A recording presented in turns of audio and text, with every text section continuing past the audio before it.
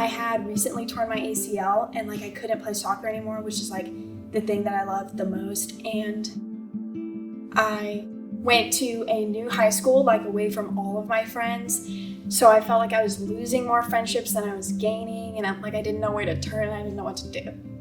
So I was like also searching for my purpose. Yeah.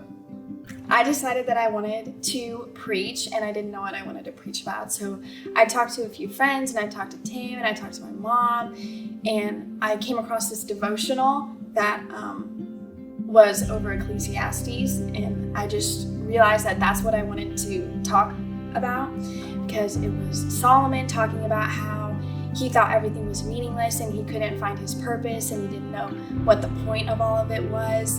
And I related that to my life because I didn't know where I was supposed to turn either. And then it says in the book that Solomon tried to search for meaning through things that were not God, Right.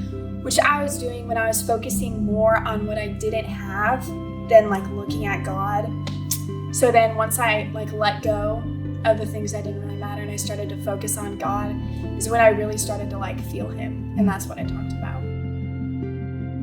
Before I like spoke that sermon, I viewed that part of my life that was like really hard for me as like something that I never wanted to go through again. And it was terrible and nothing good came out of it.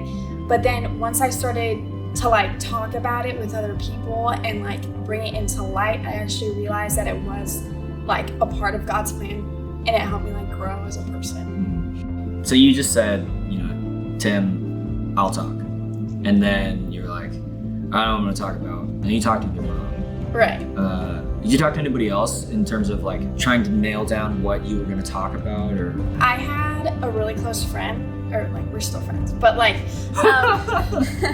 I talked with them like a lot about it, and we just like bounced ideas off of each other, and we decided like one day after school that we were just gonna like dedicate that to my sermon writing, and it was really cool. Yeah. We were sitting in my bedroom and I was like, I am so nervous about this and I don't know what to say. Can you please help me? So I like practiced in front of them, and they were like, oh, that's really good. You should add this, or like point this in there. And I was like, oh, okay. So like not only did like I get a good sermon out of it, but like our relationship grew. Yeah. Which was like really cool because I wasn't expecting that at all. Just having people around me like supporting me and telling me that I can do it like boosted my confidence and like made me believe that, oh yeah, I can do it. I can do this. I can get through this. So it's just really good to have that support. A few people have like reached out to me and said like that really like meant something to me. Like I got, those little like youth letter things. Oh yeah. Yeah, some people sent me some of those, and like some adults that were in the room like sent me some really encouraging text messages, which was like, I don't know, it just made me feel like my story actually did something.